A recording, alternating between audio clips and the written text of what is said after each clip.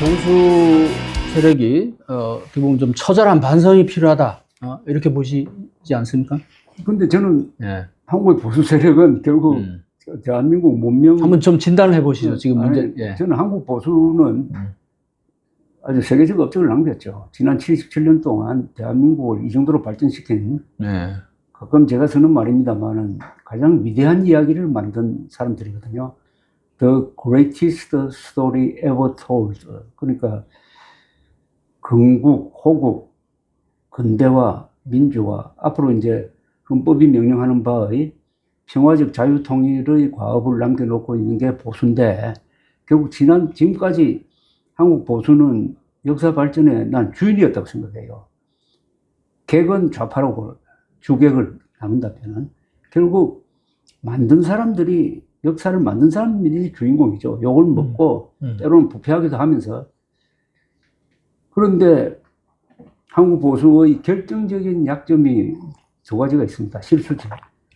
하나는 한미동맹에 너무 의존하다가 보니까 네. 자주국방 의지가 없고 사대주의적 아주 타성을 갖게 되었어요. 그래서 북한이 핵무장해도 우리도 핵무장해야 된다는 이야기가 보수층에서도 나오지 않았어요. 그러면서 안보하지만은 실질적으로는 안보에 무심합니다. 지금 본 행태를 한번 보십시오. 그 광장에 나와가지고 안보 걱정하는 사람이 있습니까? 그럼 뭐 성조기는 열심히 흔들고 노예 건성, 성조기를 왜 들고 나오고? 그러니까 노예 건성이 되고. 그러니까 어느 나라든지 안보를 포기한 보수는 껍데기예요. 또 하나 있습니다. 언어 정책. 어느 국가의 가장 중요한 정책은 언어 정책입니다. 한국어가 망가지도록 만든 게 보수층입니다. 즉 한글과 한자를 같이 써야 되는데 한자를 포기했잖아요. 한글 전용으로 가버렸잖아요. 이승만, 박정희 두 사람의 결정적 실수거든. 이게 언어가 얼마나 중요한지를 몰랐던 거예요. 그럼으로써 한국어가 반신불수가 되고, 그 다음에 교양이 무너지고, 교양은 건전한 정확한 한국어에서 비롯되는 건데 어휘력이 부족해지고, 어휘력이 부족하면은 분별력이 약해지고, 그러면 선동에 넘어가고, 결국 부정선거 음모론에 보수의 반 이상이 넘어갔다는 것은 저는 한글 전용에서 빚어진 어휘력의 쇠락, 분별력 약화라고 봅니다. 이 두 가지를 한국 보수가 저질렀어요. 그런데 이거 회복하려면은 굉장한 시간이 필요할 거고. 그래서 보수라는 것은 결국 특히 보수의 지도층은 교양인이라 해야 되는 거 아닙니까? 교양인. 그리고 대우를 보는. 그러니까 한국 보수의 지도층이 이렇게 약화가 됐고, 그걸 증명하는 게 지금 부정선거 음모론에 다 파묻혀가지고 멀쩡한 사람들이 부정선거 음모론 선전해주고, 무슨 강사라는 사람. 전환길? 네. 그 사람을 보수 언론이 인터뷰를 해가지고 영웅으로 만들어주고, 아니, 그 사람 말을 한번 풀어가지고 그걸 지성적으로 검토를 하면은 그럴 수는 없잖아요. 한국 보수 실력이 전환길이라는 사람을 영웅으로 만들 실력밖에 안 됩니까, 지금? 그래서 위기예요. 그래서 위기입니다. 그러니까 이걸 어떻게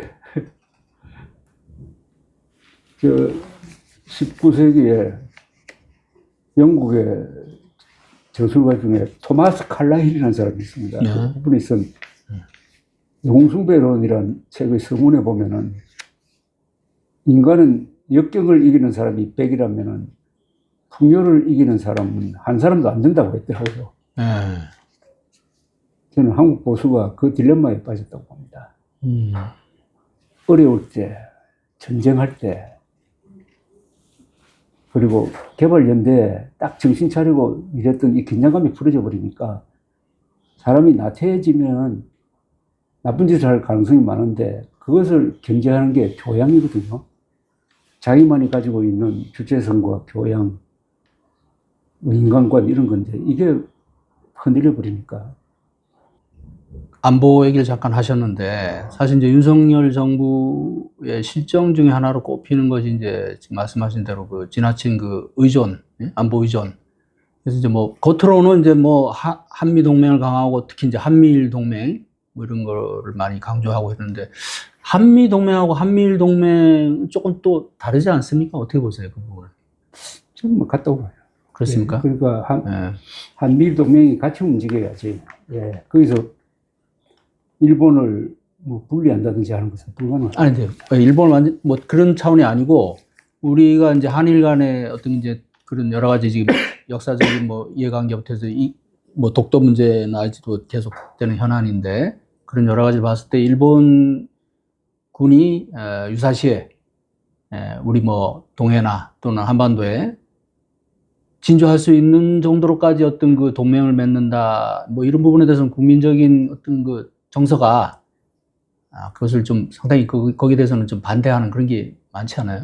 근데 공통분모가 더 많죠. 한국과 일본은 자유민주주의 그 가치관을 공유하고 있지 않습니까? 공유하고 있고, 더구나 전략적인 목표가 네. 다 북한을 주적으로 삼고 있고, 다만 중국에 대한 태도는 다르지. 네.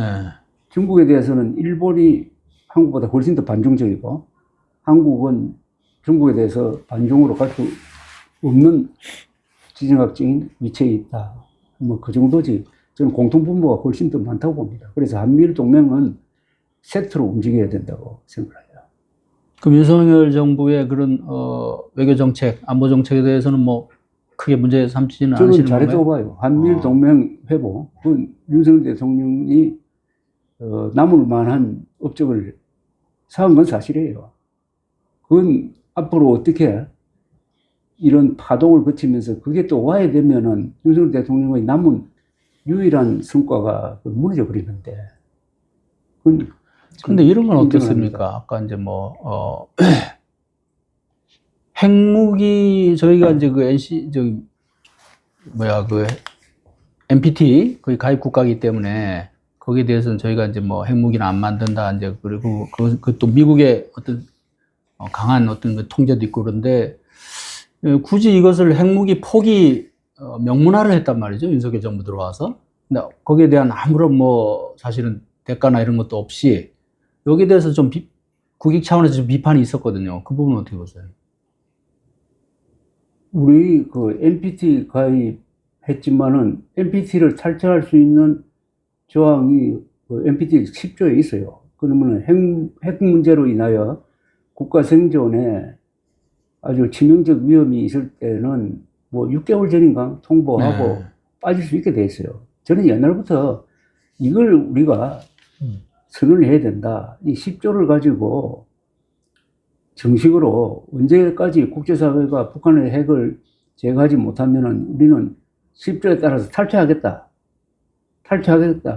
라는 선언만 해도 우리가 주도권을 잡을 수 있다라는 이야기를 한 적이 있습니다. 그래서 그 권리는 한국과 미국의 그 합의에도 불구하고 그건 언제든지 우리 행사할 수 있어요.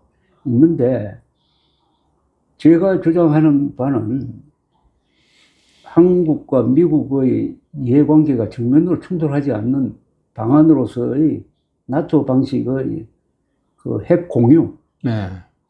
핵 공유가 가장 합리적이라고 생각하고 이건 지금도 미국이 가능하다고 봅니다. 그러니까 이거는 트럼프 대통령이 바뀌었으니까 이게 오히려 우리가 주장할 수가 있고, 요새 미국에서는 차라리 한국의 독자적 핵무장을 허용하는 게 도움이 되는 것 아니냐 하는 이야기가 포린 어페어즈 같은 아주 권위 있는 그 잡지에서도 정면으로 다루고 있더라고요. 그래서 이 문제는 한미일 간에 그 바이든 정부 있을 때 뭐 약속한 거 그게 구애되지 않고 트럼프가 등장했으니까 우리의 찬스로 활용할 방법이 있다고 생각합니다. 우리의 카드가 될 수 있다고 생각해요. 다만 핵무장 하는데 단숨에 되는 게 아니고 일본은 이미 농축 우라늄 같은 거 다 준비가 되어 있으니까 설계하고 하는데 한 1년이면 되는데 우리는 그렇게 빨리 되는 게 아니고 한 10년 걸립니다. 10년. 지금부터 시작해도 10년 걸리니까 굉장히 늦어요. 그래서 핵 공유 정도가 좀 타당성이 있지 않느냐 하는 뭐 그 정도 생각하고 있습니다. 네. 뭐 이 얘기는 뭐 다음 기회에 조금 뭐 또 있으면 더 얘기하고요. 이런 얘기 또 하면 뭐 한참 길어질 텐데. 어쨌든 근데 뭐 그 핵무기 이런 자주화, 그러니까 핵무장론 여기에 대해서는 사실 뭐 보수 진보를 망라하고 누구도 이 부분에 대해서는 사실 선뜻 뭐 동의하지 않고, 아마 조선생 주장은 아직도 제가 보기에는 소수, 우리 사회에서는, 그죠? 예, 뭐 소신 있는 목소리이긴 한데 아직은 그런 것 같습니다. 핵 공유 얘기는 많이 하긴 하죠. 예, 보수 그거는 쪽에서는. 어떤 컨센서스가 있을 수 있어요. 네. 근데 뭐 핵 공유 문제도 사실 국제사회에서 보면 뭐 영원한 우방도 뭐 영원한 적도 없다 그러듯이 미국도 언제든지 자기네들 국익에, 특히 트럼프 정부가 지금 위험스러운 게 그런 거 아닙니까 지금. 뭐 우방에 대해서 하는 거 보면 뭐 한국도 언제 내찰지도 모르는 그런 것 같아서. 그러니까 우리는 지금 우리의 카드를 가지고 있어야 돼요. 예. 그리고 우크라이나가 당하는 거 보면은. 그러니까요. 네. 우크라이나도 핵무기 포기하는 조건으로 부다페스트 협정에 의해서 영국, 러시아, 미국의 안전보장을 받았잖아요. 네. 근데 지금 다 휴지돼 버리지 않습니까? 그런 부분을 저희도 뭐 타산지석으로 삼아야겠죠. 그래서 우리가 가지고 있는 우크라이나는 없는데 우리가 가지고 있는 반면교사. 카드가 첨단 제조업 아닙니까? 우리는 첨단 제조업과 재래식 군사력이 강하다는 건데 두 개가 카드니까 미국이 한국을 우크라이나 대하듯이는 못하겠지. 자, 우리가 이제 뭐 진정한 보수란 과연 무엇이냐, 이런 게 이번에 이제 윤석열 이 내란 사태를 맞아서 많이 얘기가 나오는 것 같습니다. 반성, 진짜 보수 우파의 반성도 필요하고 뭐 이런 얘기 많이 하는데, 지금 이제 그 보수 진영에서 지금 대표 선수로 활약하는 그런 분들이 있잖아요. 일단 아스팔트에서는 정강훈 목사가 돋보이는데 간단하게 한번 총평을 하시면 어떻습니까? 정강훈 목사의 그런 주장. 그분은 언제 등장했느냐 하면은 2019년 조국 수사를 네. 규탄하는 대규모 집회를 열면서 등장을 했습니다. 그러다가 작년 자유통일당을 만들어서 총선에 임했는데 당선자가 나오지 않았어요. 저분은 부정선거 음모론자가 아니었어요. 오히려 부정선거 음모론자들을 싫어했던 사람입니다. 그러다가 자유통일당이 실패하고 나서 부정선거론을 주장하고 있더라고요. 아, 어떻게 우리가 한석도 안 나올 수 있느냐? 뭐 그런 억울한 면이 그런 식으로 표출되었는지는 모르겠는데, 이번 이 광장에 우파 사람들이 많이 모인다. 네. 그리고 상대적으로 좌파에 비교하면은 동원력에서 앞서고 있다. 이렇게 보이잖아요. 네. 뭐 그 이유는 있다고 봅니다. 좌파는 지금 헌법재판소가 탄핵 결정을 할 것이 분명하므로, 파면 결정을 할 것이 분명하므로 뭐 애타는 것도 없고 기다리면 되는 거지. 우리가 굳이 나갈 필요가 있느냐 하는 그런, 네, 그런 심리가 좀 있죠, 그게 지금. 아주 네. 큰 것 같아요. 네. 그래서 그 세대 결은 아무 의미가 없고 오히려 많이 모일수록 지금 중도층은 이탈하는 그런 성향을 보여주고 있지 않습니까? 다만 설명은 이렇게 할 수가 있어요. 1993년 김영삼 대통령이 등장하면서 문민정부를 외치고 그 앞에 전 정권의 정통성을 부정을 했습니다. 문민정부의 정통성은 상해 임시정부에서 바로 연결된다는 이야기를 했어요. 한국 현대사를 부정을 했어요. 그래서 대통령 집무실을 철거를 해버렸습니다. 과거에 이승만, 박정희 이런 분들이. 그 역사 파괴거든요. 그 다음에 중앙청도 없애버렸습니다. 중앙청이 과거에 조선총독부였던 적은 있지만 그보다 더 오랜 기간 동안 한국 현대사의 가장 중심에 있었던 정부종합청사 아니었어요. 그때부터 역사관이 왼쪽으로 가더라고. 김영삼의 역사관은 보수의 역사관이 아니에요. 좌파적 역사관이었다고. 그것과 연관되어서 전두환, 노태우 두 사람을 단죄하는 5.18 특별법을 통과시켰어요. 그때부터 한국의 거대한 좌경화가 시작된 겁니다. 좌경화가 시작되고 사실상 주도권을 좌파가 잡고 하는 과정에서 그동안에 보수 진영 우파가 속이 부글부글 끓었다고. 아니, 근데 우리가 만든 대한민국인데 이렇게 네. 할 수가 있느냐? 아니, 근데 선생님, 제가 잠깐 네. 끼어들어 죄송한데, 전두환 노태우의 그 군사반란 단죄에 대해서, 거기에 대해서 뭐 반대하시는 건 아니잖아요. 난 반대. 아, 그러세요? 난 그때도 반대했고 지금도 반대. 그건 또 뭐, 그건 왜냐? 또 다른 논쟁이 필요할 것 이거는 같은데. 역사로 넘기기로 합의가 됐다고. 음. 합의가 됐는데 이것도 김영삼 대통령이 노태우 비자금 사건으로 자기한테 불똥이 튈까봐 전전긍긍하던 차이에 5.18 특별법으로 돌파구를 찾은 겁니다. 김영삼, 김대중, 김종필 이런 분들이 다 12.12 사건, 5.18 이거는 이제는 법정에 세울 수가 없다. 역사의 장으로 넘겨야 된다는 이야기를 여러 번 했다고. 합의까지 했어요.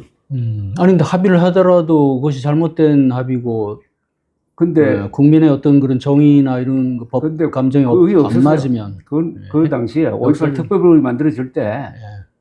단죄해야 된다는 시위가 있었던 것도 아니고 그 전에 이미 검찰이 수사를 해가지고 딱 선을 긋고 이거는 현행 헌법 체제로는 처벌 불가능이다. 그러다 순수하게 김영삼 한 사람의 결정으로 그렇게 된 겁니다.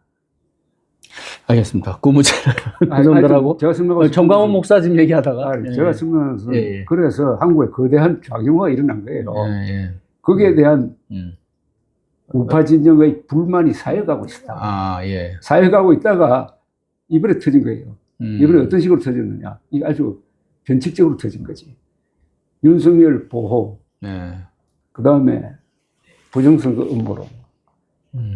그러니까 그 밑에 저변에 깔려 있는 감정적 이유가 그런 게 있다 이겁니다. 감정. 뭐 이념이 중요하지만은 한국에서는 이념보다 더 중요한 게 감정일 수가 있습니다. 예. 미국에서 트럼프가 득세하고 있는 게 바로 미국 민주당 세력이 주도했던 이른바 PC라는 거 있잖아요. PC. Political Correctness. 네. 위선적인 어떤 정책에 대한 불만이 트럼프랑 괴물을 만들었거든요. 그런 것도 고려하면은 이게 단순한 문제가 아니고. 아니, 그러니까 정광훈 목사가 뭐 좀 지금의 주장이나 행동이 이해가 될 여지가 있다는 건가요? 그건 아니죠. 그거와는 별개로 이제. 그 사람이 대표하고 있는 뭔가가 있다는 거예요. 그런 어떤 그간의 네. 어떤 저변에 그러니까 그런 심리. 그걸 놓쳐버리면은 비상적인 것만 보게 된다는 거죠.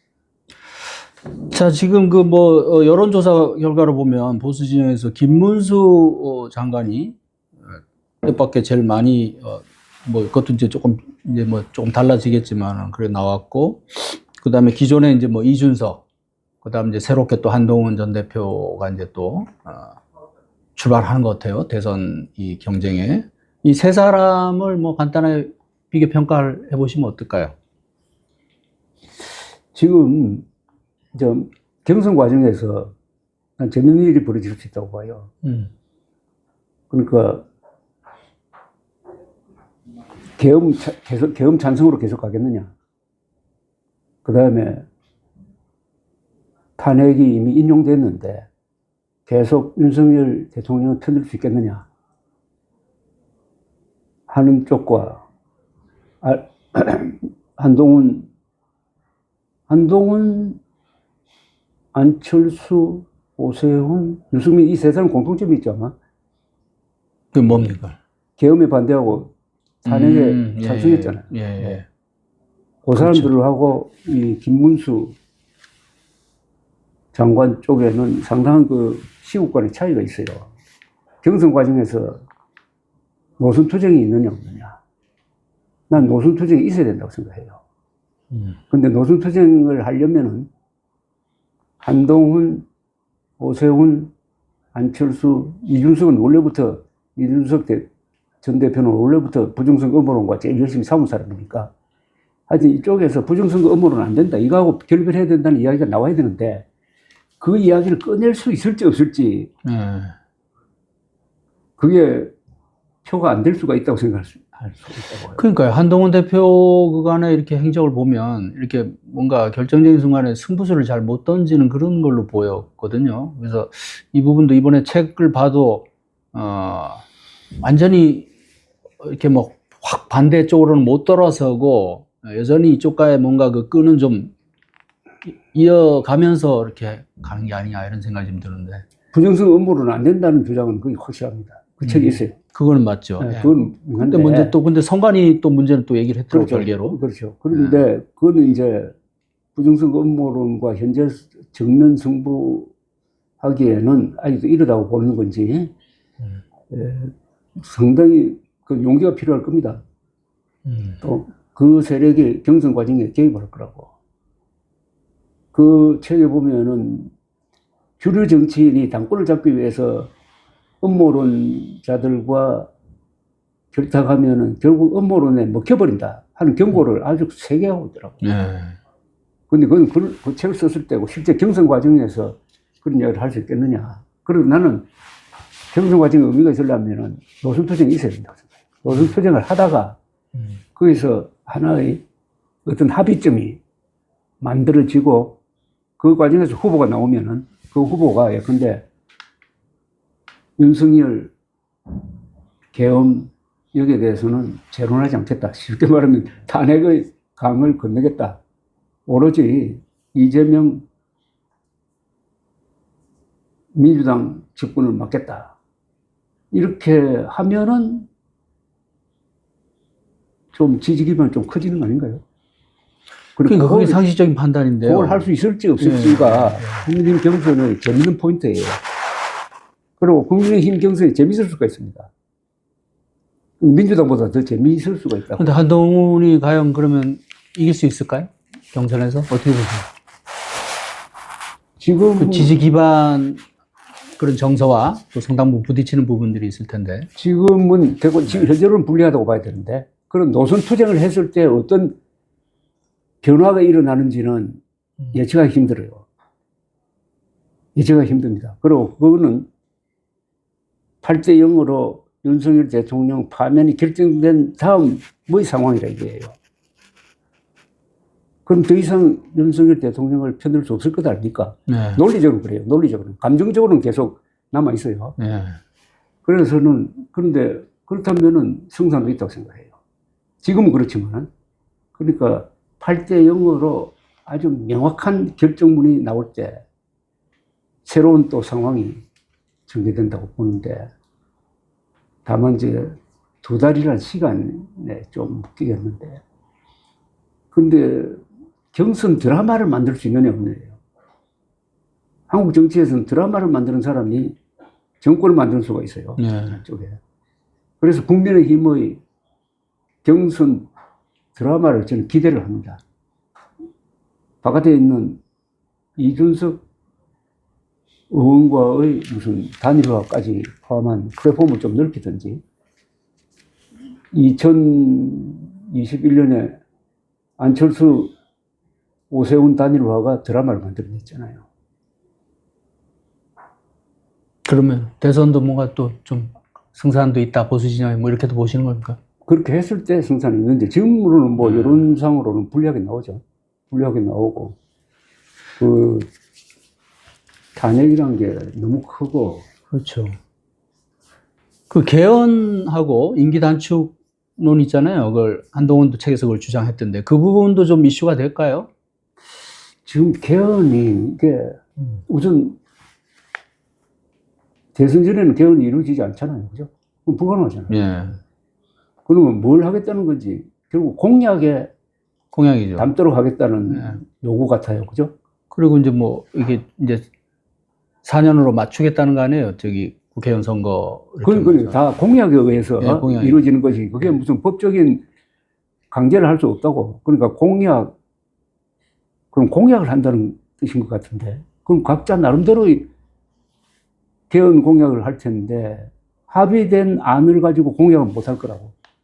그 전에 어떤 방향으로 개헌하자는 합의문이 만들어질 수 없을 것 같고, 그건 또 만들어서도 안 된다고 생각해요. 이 개헌에 대해서 해야 된다는 이야기를 하지만은 다 생각이 너무 다르잖아요. 옛날에는 하나로 딱 직선제 개헌이었잖아요. 지금은 아니잖아요. 네. 내각제 해야 된다는 사람도 있고, 이원 집중제도 있고, 중임제도 있고, 이렇잖아요. 그러면은 내가 대통령이 되면은 언제까지 개헌을 하고, 내 임기는 언제까지 한다. 또는 뭐 여러 가지 이야기를 할 수 있나? 한동훈은 밝혔던데요? 네, 밝혔더라고요. 선명하게 밝혔더라고요. 3년 밝혔는데, 물론 이재명 대표가 말을 해야 그게 신뢰성이 있는데, 개헌 약속한다고 해가지고 또 대통령 되고 나서 지킬지 안 지킬지도 모르고, 그래서 원칙론적으로는 이번 사태를 겪으면서 대통령 중심제는 워낙 결함이 많아가지고 사고 치는 대통령을 막을 수도 없고, 네. 탄핵이 남발되는 이런 것도 막을 수 없다. 뭔가 개헌이 필요하네요. 몇 가지 장치가 필요하다. 네. 소규모로 한다면은 부통령제를 둔다. 그러면은 탄핵의 실효성이 좀 줄어든다고요. 정권이 안 바뀌잖아요. 네. 사람만 바뀌죠. 그 다음에 탄핵 소추되고 바로 직무정지되는 거, 요것도 떼버리고, 그 결정될 때까지는 현직에 있어야 된다. 하면 혼란이 훨씬 더 줄어들 수 있고, 감사원 같은 거는 사실은 국회 밑에 있는 게 맞잖아요. 그죠?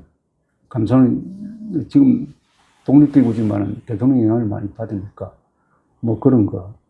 또 중앙과 지방의 문제에 대한 이 개헌 이야기가 나와야 되는데, 전부 중앙 단위에서만 이야기하는데, 최근에 그 유정복 인천시장이 말하는 진짜 분권을 하려면은 중앙 권력이, 중앙이 장악하고 있는 그 재정권이라든지 이런 것을 지방에 넘겨주지 않으면은 껍데기다, 뭐 이런 이야기도 개헌 과정에서 참고할 부분이 있더라고요. 그러니까 너무 서둘러 하다가 보니까 개헌을 넓게 보지 못하는 것 같아요. 그래서 이번 대선 기간 중에 개헌해야 되는 건 확실하니까 개헌을 한다 하는 그 합의가 공약에 담겨지도록 여론을 일으키는, 뭐 그게 좋은 거 아닌가 생각되는데. 예. 시간이 뭐 얼추 1시간 된 것 같은데. 예. 오늘 뭐 이 정도로 마칠까 합니다. 혹시 조 선생님 뭐 마지막으로 꼭 정리 차원에서 뭐 하실 말씀 있으면 한마디 하시고 끝나겠습니다. 예. 이코노미스트에서 발표하는 세계 민주 랭킹에서 한국이 22등에서 32등 된 거 있잖아요. 예. 완전한 민주주의 국가에서 우리가 지금 결함 있는 민주주의 국가로 떨어졌더라고요. 10등이 떨어졌더라고요. 이게 윤석열 대통령의 참 공적 아닙니까? 공적 아닌 공적이 돼버린 거다. 예. 근데 이걸 보면서 저는 제일 가슴이 아팠습니다. 그 이코노미스트가 뉴욕타임스와 더불어 세계에서 가장 공정한 언론이고 한국 문제에 대해서 굉장히 심도 있게 다루는 언론인데 어떻게 이럴 수가 있느냐, 한 사람의 잘못으로 어떻게 이럴 수가 있느냐 하는 걸 보면서 뭐랄까요, 이 역사와 한국의 현대사는 참, 역사와 인간이 만나면은 역사도 바뀌고 사람도 바뀌는 경우가 많았어요. 박정희 대통령 예를 들면 그분은 한때 좌익했던 사람 아닙니까? 네. 그러다가 6.25를 딱 만나니까 이 사람이 반공주의자로 바뀌어버렸잖아요. 근데 윤석열이라는 사람은 역사와 만나서 어떻게 저렇게 돼가지고 한국 역사를 이렇게 꺾이게 만드느냐. 그래서 저는 역사 공부를 다시 한번 해봐야 되겠다는 생각이 들어요. 저도 한때 뭐 방골 기자로 유명했고 3번 퇴직당 했거든요. 박정희 때 한 번, 전두환 정권 들어서고 나서 2번. 근데 지금은 박정희, 전두환을 변호하고 있잖아요. 한국 현대사의 위대성이라고 봅니다. 저는. 예, 이런 변화. 근데 그게 다 역전극이고 한국은 역전 드라마를 써왔거든요. 지금까지. 이번 이 위기도 역전 드라마를 쓸 수 있느냐 없느냐. 지금까지는 뭐 최근의 가장 큰 위기가 외환, 1997년 외환 위기였잖아요. 외환 위기를 우리가 제일 잘 극복했잖아요. 그죠? 네. 그래가지고 오늘날 이런 세계적 경제를 만들었는데, 이번 이 사태도, 이 위기는 위기인데, 위기라는 거 한자로 딱 써놓으면은 위험도 있지만 기회도 있는 거 아닙니까? 이걸 기회로 만들 수 있는 방법은 없을까? 과거에 한국 사람은 그렇게 해왔어요. 드라마를, 어떤 드라마, 다 윈윈 되는 드라마를 만들 수 있는 방법이 없을까? 그게 지금 다 이렇게 쫓겨보니까 막 감정적으로 싸우고 하는데, 뭔가 좀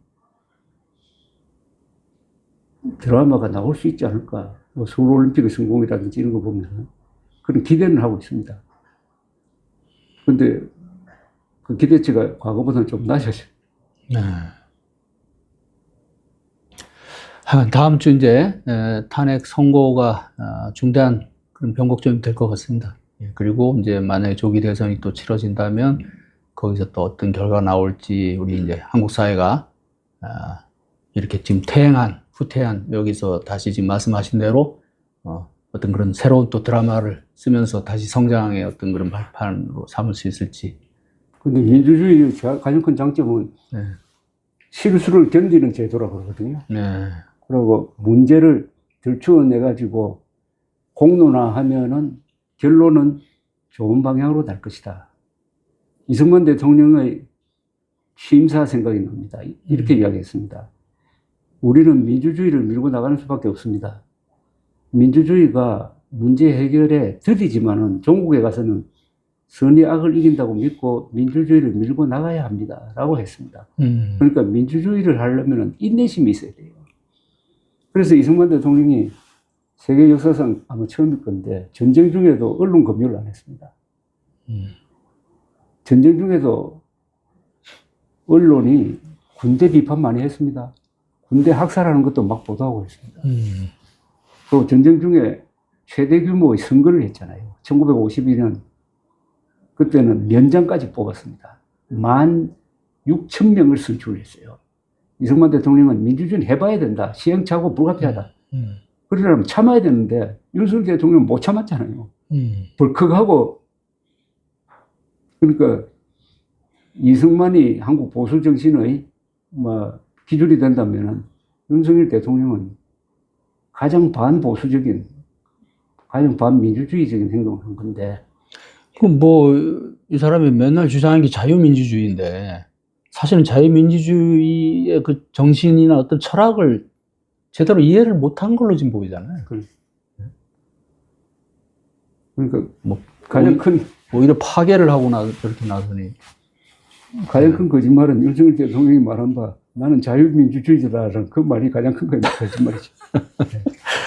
네. 오늘 그 말을 마지막으로 오늘 조성식의 훅 방송을 여기서 마치겠습니다. 조갑전 선생님 이렇게 바쁘신 가운데 이렇게 시간 내주신 데 대해서 다시 한번 감사드립니다. 고맙습니다. 좋은 기회를 주셔서 감사합니다. 예. 고맙습니다. 네, 고맙습니다. 시청자 여러분, 오늘 방송 마치겠습니다.